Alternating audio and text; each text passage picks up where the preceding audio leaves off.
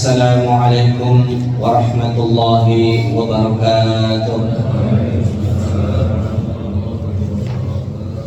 Bismillahirrahmanirrahim. Alhamdulillahilladzi a'azzana bil Islam wa akramana bil iman wa faddalana bil Qur'an. Allahumma salli wa sallim wa barik ala khairil anam sayyidina Muhammadin sallallahu alaihi wasallam wa ala alihi wa ashabihi al-kiram, amma ba'd.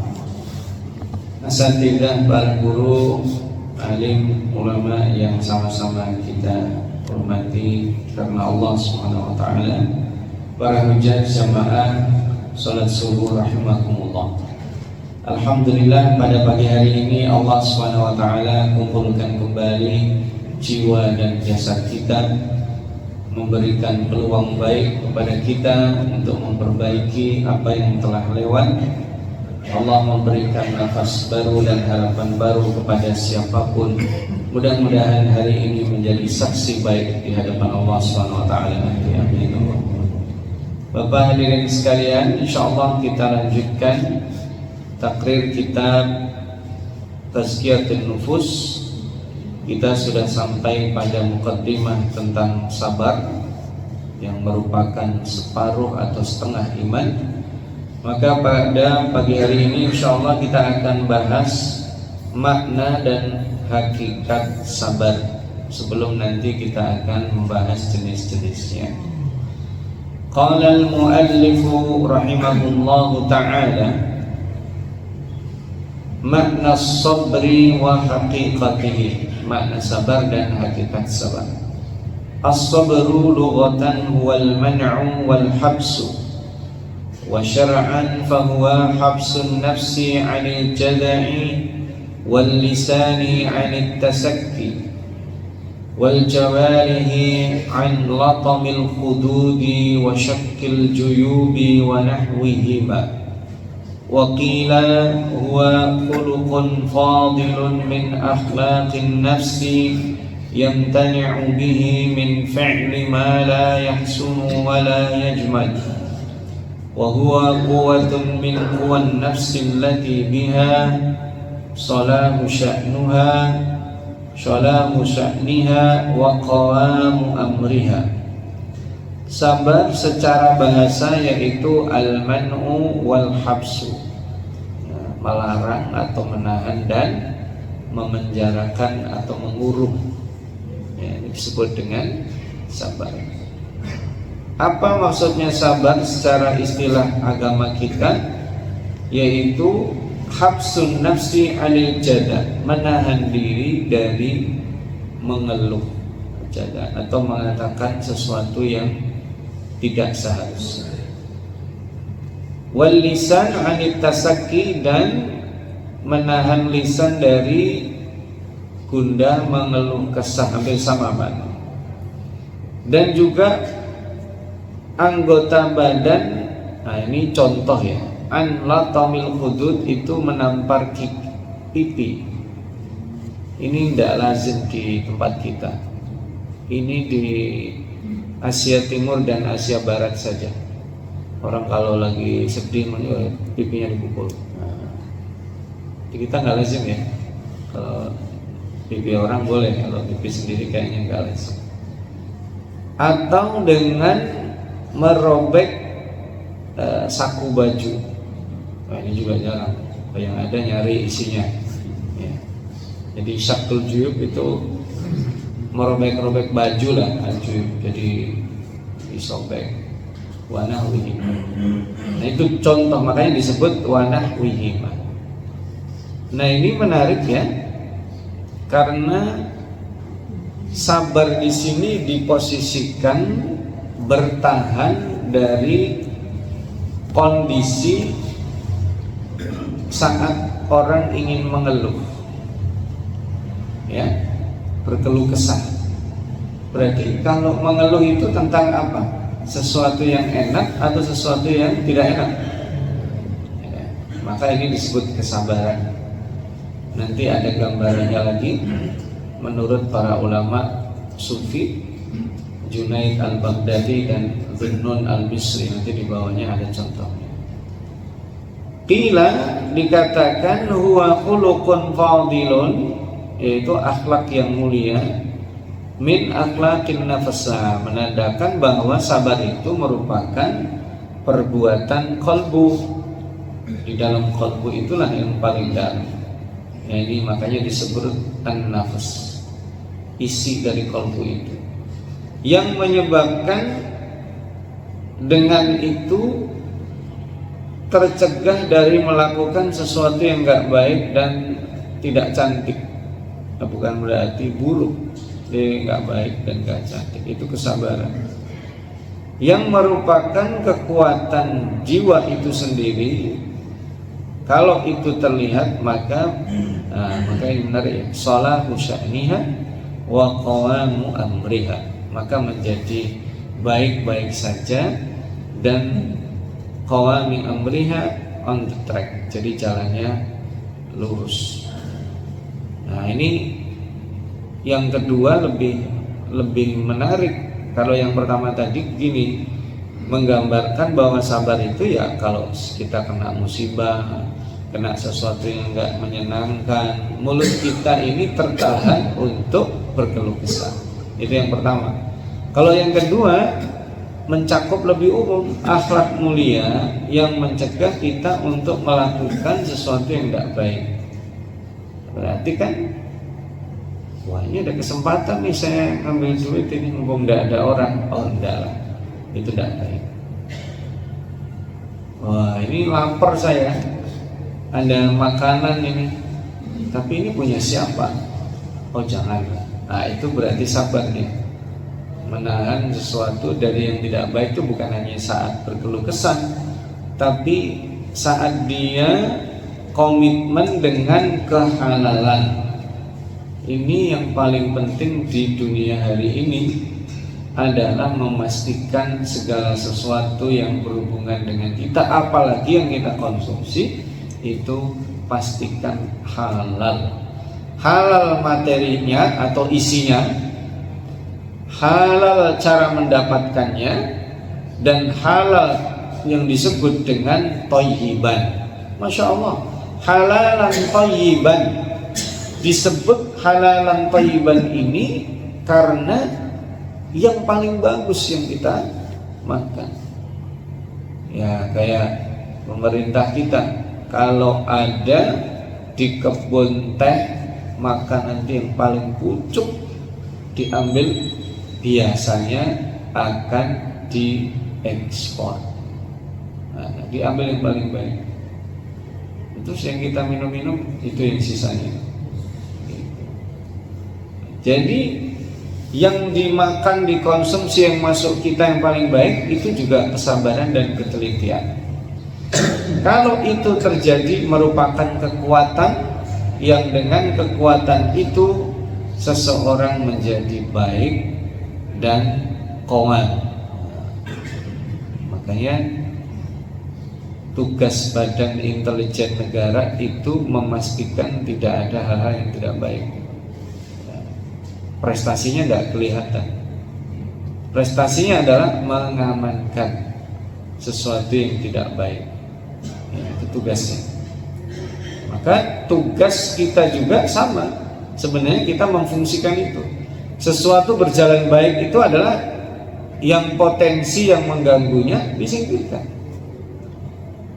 Sederhana aja, kita pagi ini ada perjalanan naik kereta jam 7. Jam 7 nih kereta. Kira-kira kereta ini kalau berangkat jam 7, berangkat jam 7 beneran nggak? Jam 7 beneran kan? Kita tinggal di sini. Berani kita berangkat jam 7 kurang seperempat dari rumah kita di sini menuju Gambir? Berani? Nggak berani. Artinya kalau mau berangkat on time jam 7 di Gambir, paling tidak dari sini jam berapa? Jam 6. Karena kita tahu nih kondisinya. Apalagi kalau kita naik angkutan umum atau bahkan naik mobil. Kalau naik motor masih oke lah. diantar masih oke, naik ojek masih oke. Tapi kalau naik mobil, apalagi naik angkutan umum, jam 6 juga kadang kita masih ragu. Nah itu namanya sabar, dia punya perhitungan sehingga melakukan yang paling baik gitu. Su'ila anhul Junaid faqala, Junaid Al-Baghdadi ditanya, apa itu sabar? Tajarru'ul mararati an ghairi ta'abbusin. Gampangnya minum obat atau yang pahit tapi wajahnya nggak berubah. Bapak coba apa yang pahit? Misalnya minuman dari daun paya. Pernah ngerasain pahitnya obat dari daun paya? Minum, ekspresinya nggak berubah. Ditanya sama temennya, gimana? Bos, enak. Tapi begitu temennya nyoba, apa yang terjadi? Nah itu disebut ta'abbus gitu. Itu ta'abbus. Jadi wajahnya apa kayak gitu namanya? Ya wajahnya berubah lah pokoknya. Itu disebut ta'abbus. Nah itu sabar. Jadi jalan biasa aja, sehingga orang tidak bisa bedakan dia punya duit atau nggak punya duit. Sulit bedainnya. Kenapa? Karena dia biasa aja. Dia tidak ada orang yang tahu kalau dia kena musibah. Kenapa? Ya minum obat, minum yang pahit, wajahnya nggak berubah. Wa qala Dhunnun al-Misri. Nah, ini sufi lainnya mengatakan, huwa at-taba'udi 'anil mukhalafati was-sukuni 'inda tajarru'i ghusasil baliyah wa idharul ghina ma'a khululil faqri bisahatil ma'isha. Masya Allah. Yang disebut sabar itu kata Dhunnun al-Misri at-taba'udi 'anil mukhalafat. At-taba'udu 'anil mukhalafat, yaitu terus menjauh. Makanya di sini tidak al-bu'du at-taba'ud, itu melakukan terus konsisten dari pelanggaran mukhalafat.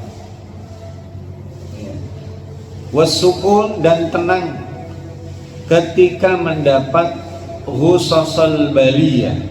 Masya Allah. Al-baliyah, siapa sih hidup kita yang tidak ada cobaannya? Kita ini Pak, cobaan hidup itu setiap hari Bapak.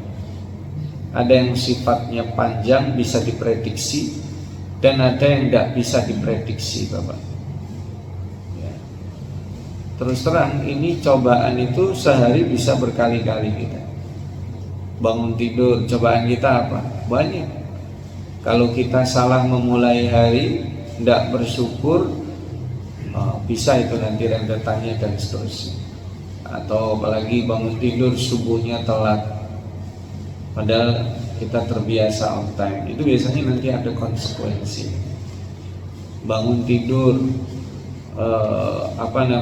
kita salah berkata-kata kepada anak atau istri kita, itu juga ada konsekuensinya hari itu. Maka sebenarnya yang disebut sabar itu apa? Menjauh dari pelanggaran. Kedua, tenang kalau ada musibah. Nah ketika ini idharul ghina ma'a hululil faqri bisahatil ma'isha, menampakkan al-ghina itu bukan kekayaan ya. Al-ghina anin nas itu menampakkan baik-baik saja, nggak perlu ditolong. Jadi orang kalau ketemu kita, bahwa orang ini kayaknya oke-oke aja, jadi nggak perlu ditolong. Nah itu sudah bagus, itu disebut sabar. Kita ini kalau belum bisa berkontribusi, bermanfaat untuk orang lain, cukup yang disebut sabar itu kita tidak merepotkan orang lain. Tapi ini juga bahaya, kadang saking pengen gak merepotin orang lain, nyusahin diri sendiri. Nah itu juga nanti ada babnya, tidak boleh menyusahkan diri sendiri. Waqila asrablu wal wuqufu ma'al bala bi husnil adab. Nah ini ada yang mengatakan sabar itu posisinya dia ketika dapat musibah atau bala husnul adab. Wa qila huwal ghina fil balwa bila duhuri syakwa, yaitu dia merasa baik-baik, atau al-ghina sekali lagi tidak berarti kaya yang di sini. Balwa itu musibah, bila duhuri syakwa, tanpa ada terlihat keluh kesah. Dan ini latihan Bapak dan Ibu. Coba satu hari itu kita ngeluhnya berapa kali, baru keluar, duh macet, satu, ya kan? Keluar lagi, aduh panas, dua, ya kan? Terus apa lagi? Aduh lupa, ada yang ketinggalan, tiga. Jadi dalam satu hari ini coba kita mulai menginventaris kata-kata keluhan kita dengan kata-kata baik kita. Nah, itu akan berpengaruh, dan itu cobalah, ya, coba nanti bapak-bapak cek. Kalau dulu saya dilatih begini, 2 menit tulis hal-hal yang menyenangkan kita hari ini apa saja. Nanti sebelum tidur ya. Kalau sekarang mah baru mulai di kita. Nanti sebelum tidur kita cek hari ini yang menyenangkan apa aja. Tulis tuh 2 menit, gak usah banyak-banyak. Kemudian setelah 2 menit kita cek lagi, tulis 2 menit hal-hal yang membuat kita sebel, jengkel, ya, hampir marah dan seterusnya. Tulis tuh. Nanti bandingkan mana yang lebih banyak. Kalau kita lebih mudah melihat atau menginventaris hal-hal yang buruk, berarti ada sesuatu nih dalam diri kita. Kalau imbang berarti juga rawan. Tapi kalau hal-hal yang baik itu lebih banyak, itu berarti kita positive thinking. Sederhana, yang membuat saya senang apa? Bangun tidur sehat. Kemudian yang kedua, sarapan. Yang ketiga, Masya Allah, anak-anak pada rajin, Masya Allah.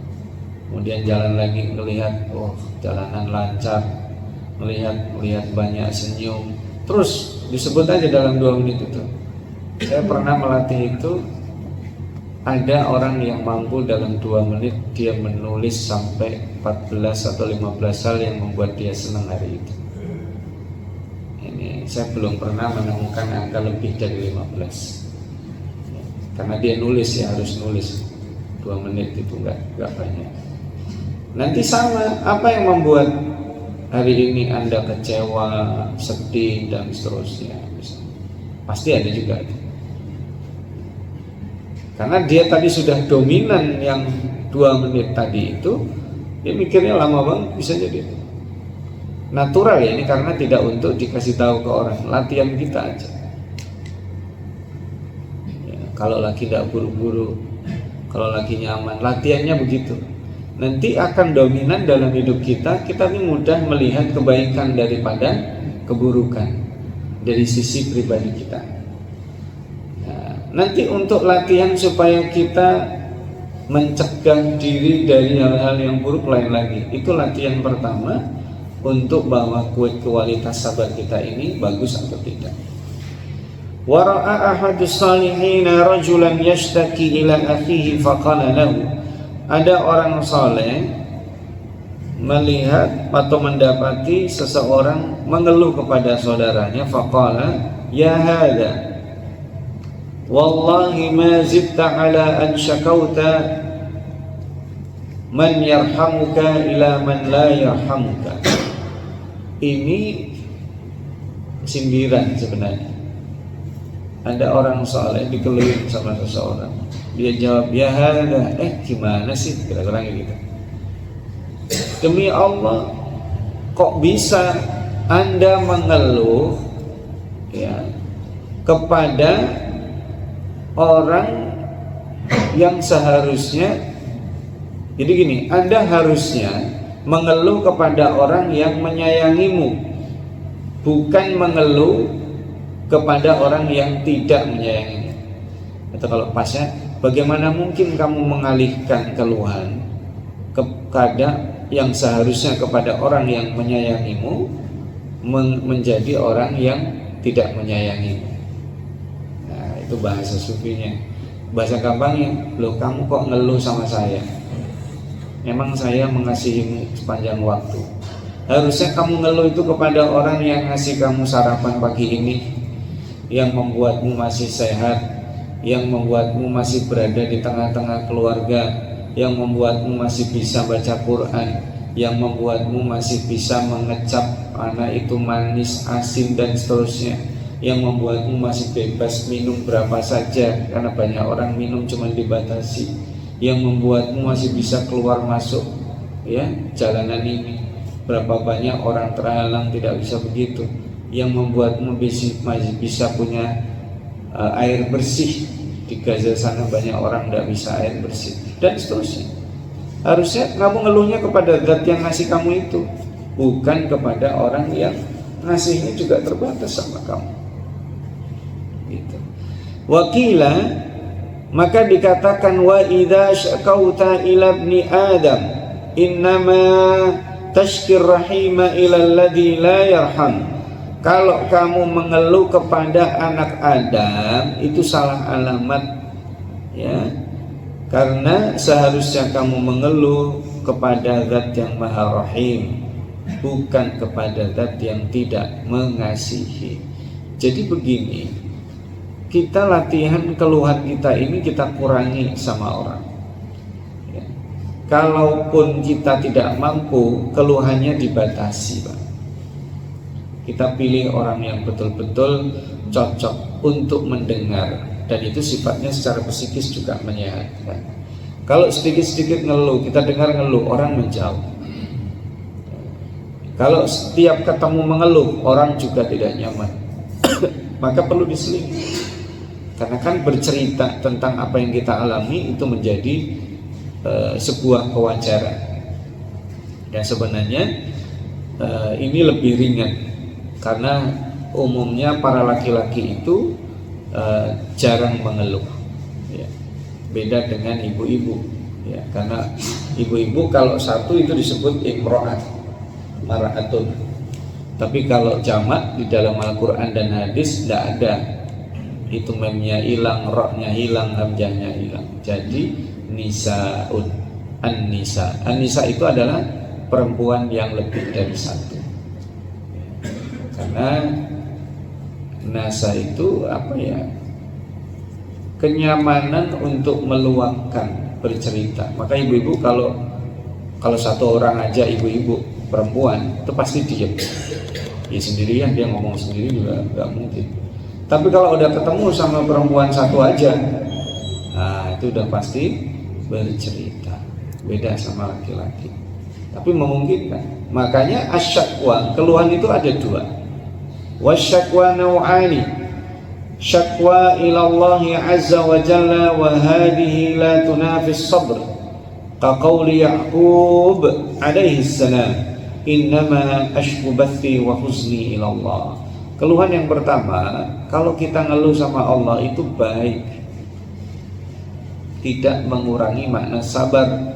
Nabi Ya'qub juga mengatakan, innama ashku bathi wa huzni ilallah. Wah, ini Nabi Ya'qub kesabarannya udah levelnya udah bukan di level kita. Anak-anaknya tidak jujur, dia kehilangan anak-anaknya tidak sesuai dengan harapannya, dia tidak mendidik mereka dengan kesabaran. Ini contoh model Nabi Ya'qub. Jadi karena nabi-nabi itu sebagai ayah banyak contoh. Ada Nabi Ibrahim, ada Luqmanul Hakim, bahkan ada Nabi Muhammad SAW dengan istri dan sebagian anak perempuannya ya. Yang laki-laki masih kecil jadi tidak ada contohnya. Kita lihat para ayah di dalam Al-Quran, ada yang modelnya Nabi Ya'qub, dia ngeluhnya kepada Allah, dan ini baik. Jadi sediakan waktu Bapak untuk mengeluh kepada Allah. Kapan itu waktunya? Ketika sendiri dengan Allah. Pilih waktu yang paling membuat kita nyaman. Kalau kita sempat bangun malam bagus. Kalau tidak sempat, sebelum kita berangkat kita sholat duha 2 rakaat. Di situ kita mengeluh sebentar, tidak usah lama-lama, karena memang harus bersegera. Atau perkataan berikutnya, fasobrun jamil, itu juga motivasi. Sabar itu bagus, sabar itu bagus. Jadi membuat termotivasi.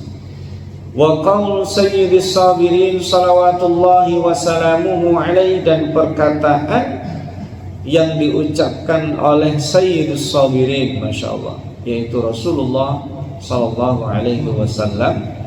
Meskipun ini disebut dalam Al-Haytami ya, Majma'uz Zawaid, ini hadisnya lemah ya, tapi bisa kita pakai untuk fadailul a'mal. Allahumma ashku ilaika dha'fa quwwati wa qillata hilati. Ini pada saat beliau terusir ya. Jadi saat beliau terusir, tidak ada yang menerima ya, maka beliau mengeluhkan ini, ya Allah, aku keluhkan semua kelemahan diriku ya, dan kurangnya apa ya istilahnya, membuat planning ya, dan kurang pandainya dalam menyelesaikan sesuatu. Ini terkenal sekali ya. Hadis ini diriwayatkan oleh Imam At-Tabrani, juga oleh Ibnu Ishaq dalam sirahnya, dalam peristiwa hijrahnya ya.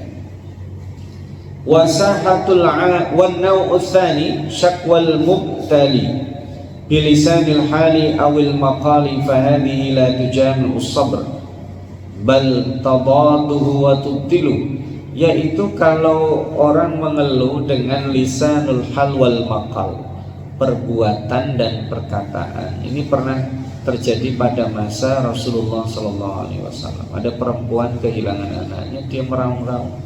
Ketika ditegur Nabi Muhammad, dia bentak Nabi Muhammad. Ketika sudah agak mending, dikasih tahu, kamu tadi bentak Rasul, itu Rasulullah. Kemudian Rasulullah SAW mengatakan apa? Innamas sabru fis sadmatil ula. Fis sadmatil ula itu sikap kita pertama kali itu yang menentukan. Ya, orang yang dicintai meninggal dunia, di saat itu yang disebut sabar.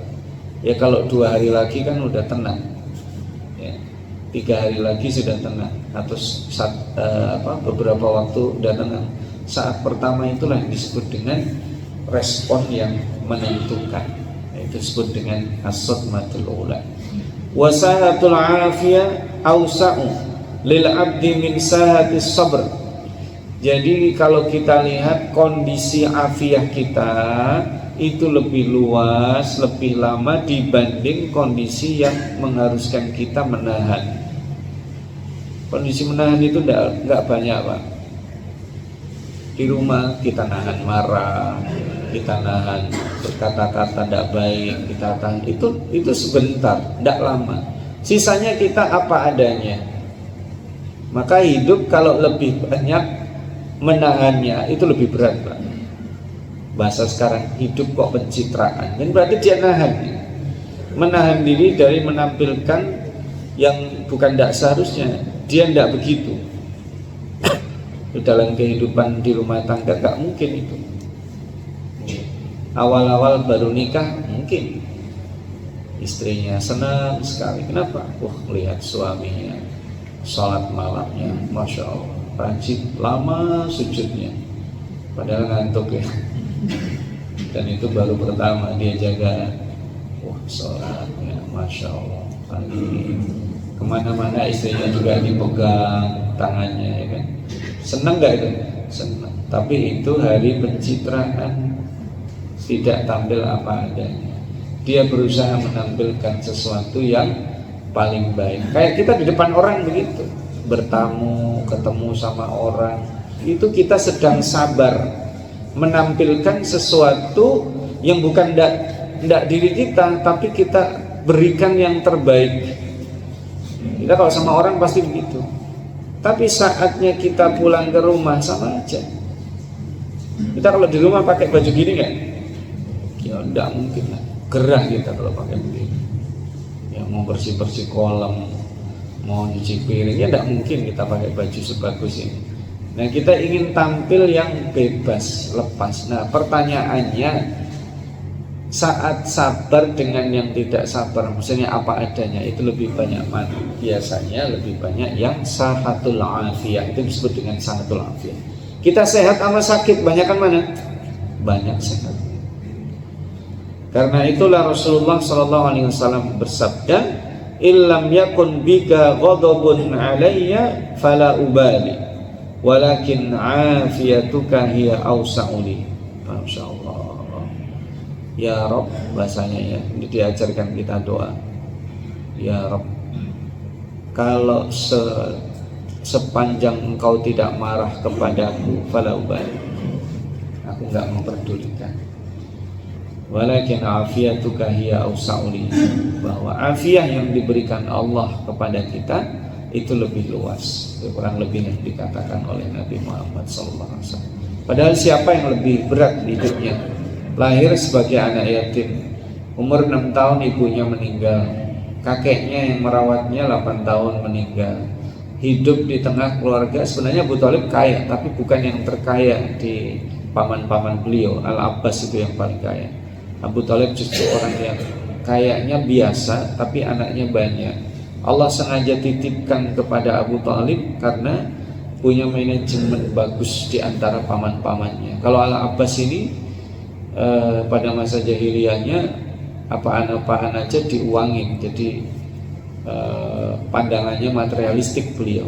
Bahkan istrinya juga merasakan pelitnya beliau, tapi akhirnya ketulah mengeluarkan uang yang dia kumpulin susah payah.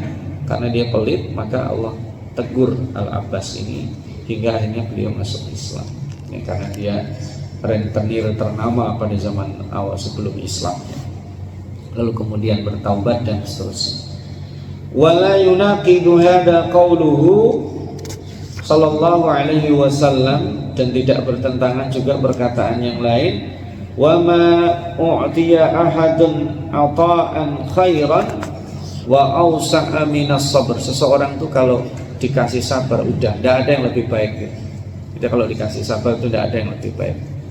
Fa inna hada ba'da nuzulil bala, dan sesungguhnya ini setelah turunnya al-bala atau cobaan. Fasahatus sabri awsa'us sahat, amma qabla nuzulihi fasahatul afiyati awsa'. Jadi gini, medan kesabaran itu menjadi besar saat turun musibah atau saat sesuatu yang kita tidak harapkan. Tapi sebelum itu afiah yang lebih sehat, lebih berat, lebih besar. Contohnya kita sebelum sakit, ya harusnya kita syukuri karena itu paling banyak. Saat kita sakit, saat itu yang paling tepat dan yang paling banyak adalah sabar.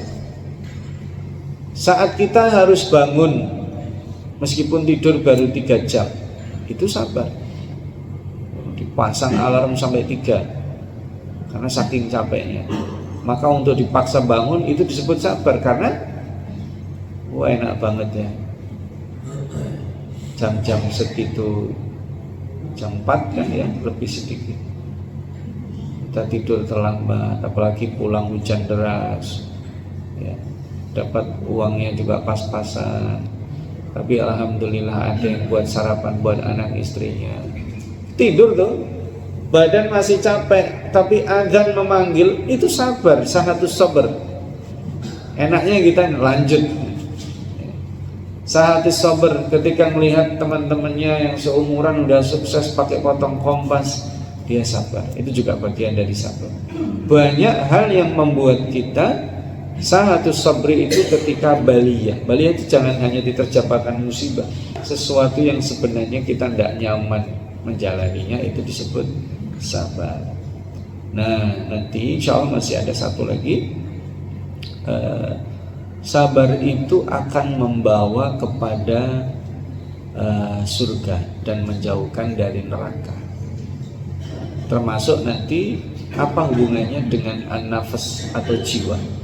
Nah, ini sabar itu kenapa disebut riyadhah yang baik sebagai mukaddimah pada syukur.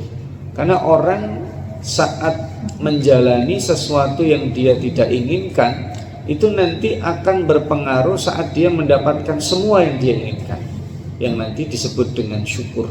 Maka sabar ini disebut fondasi. Para ulama nanti berbeda pendapat mana yang lebih utama, sabar atau syukur. Tidak usah buru-buru, kita jalanin aja. Insya Allah nanti kita sambung. Kita sampai di sini. Sebagai kata penutup hari ini, hakikat sabar adalah menahan diri.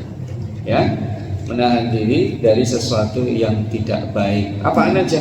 Saat musibah menahan dirinya apa? Berkata-kata tidak baik. Saat mendapat nikmat berkata-kata yang dan berbuat yang baik, sebaliknya berarti. Saat dalam kondisi kita tidak nyaman, maka sabar itu menahan diri. Mudah-mudahan Allah jadikan diri kita termasuk orang-orang yang bersabar. Saudara-saudara kita yang mendapatkan musibah atau kondisinya yang tidak sesuai diharapkan juga diberikan kesabaran yang sangat kuat.